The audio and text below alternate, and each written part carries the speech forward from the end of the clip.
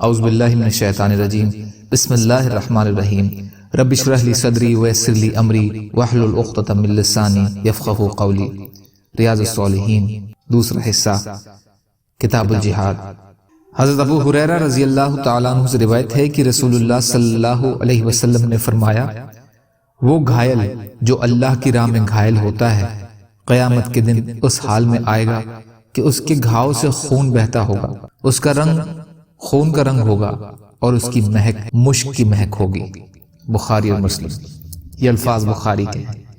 حضرت معاذ رضی اللہ تعالیٰ عنہ روایت فرماتے ہیں کہ نبی اکرم صلی اللہ علیہ وسلم نے فرمایا، جس مسلمان نے اللہ کی راہ میں اتنی دیر جہاد کیا جتنی کسی اونٹنی کو دوبارہ دھونے کا وقت ہوتا ہے تو اس کے لیے جنت واجب ہو گئی، اور جس کو اللہ کی راہ میں کوئی چوٹ لگ جائے یا کوئی خراش آ جائے تو وہ قیامت کے دن اس حال میں آئے گا کہ وہ زخم یا خراش زیادہ سے زیادہ اس حالت میں ہوگی جس میں وہ تھی، اس کا رنگ زعفران کا اور اس کی مہک کستوری کی طرح ہوگی۔ ابو داؤد، ترمذی، حسن حدیث۔ فائدہ: فواق اس مدت کو کہتے ہیں جو اونٹنی کو ایک بار دھو کر دوبارہ دھونے کے بیچ وقت ہوتا ہے۔ یہ ایک بہت تھوڑا سا وقت ہوتا ہے۔ یہ اشارہ ہے جہاد کی تھوڑی سی مدت سے۔ اتنی سی دیر کے جہاد کی بھی یہ فضیلت ہے کہ مجاہد کے لیے جنت واجب ہو جاتی ہے، بشرطے کہ مجاہد اخلاص نیت سے مالا مال ہو اور اس کا دامن عمل بڑے گناہوں سے اور بندوں کے حق تلفیوں سے پاک ہو، اور جس کی زندگی کا بڑا حصہ جہاد میں گزرا ہو، اس کا کیا مقام ہے۔ حضرت ابو ہریرہ رضی اللہ عنہ روایت فرماتے ہیں کہ اصحاب رسول میں سے ایک شخص کا ایک ایسی گھاٹی سے گزر ہوا جس میں پانی کا ایک پاکیزہ چھوٹا سا چشمہ تھا۔ اس نے اس کے دل کو لبھایا تو کہا، کاش میں لوگوں سے کنارہ کشی کر کے اس گھاٹی میں رہنے لگوں تو کیا خوب ہو، لیکن میں ایسا ہرگز نہیں کروں گا یہاں تک کہ پہلے رسول کریم صلی اللہ علیہ وسلم سے اجازت لے لوں۔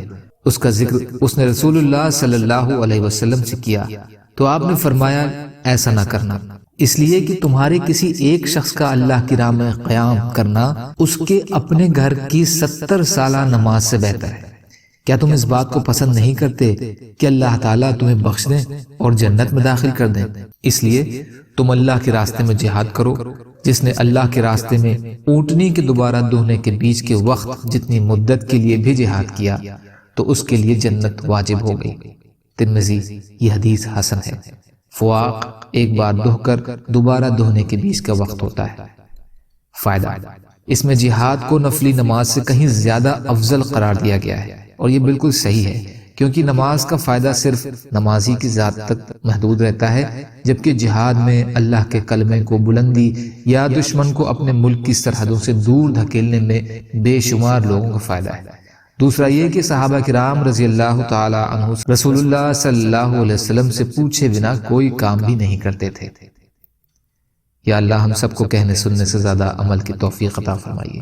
یا اللہ مظلوموں کی مدد فرمائیے، ہم سب کو اپنی استطاعت کی بقدر اپنا حق ادا کرنے والا بنائیے۔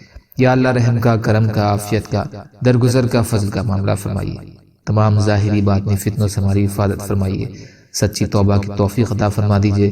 جو بیمار ہیں انہیں شفاء کلی عطا فرما دیجئے۔ جو پریشان ہیں ان کی پریشانیوں کو دور کر دیجئے۔ سبحان ربک رب العزت عما یصفون وسلام علی المرسلین والحمد للہ رب العالمین برحمتک یا ارحم الراحمین۔ لا الہ الا اللہ محمد رسول اللہ۔ والسلام علیکم۔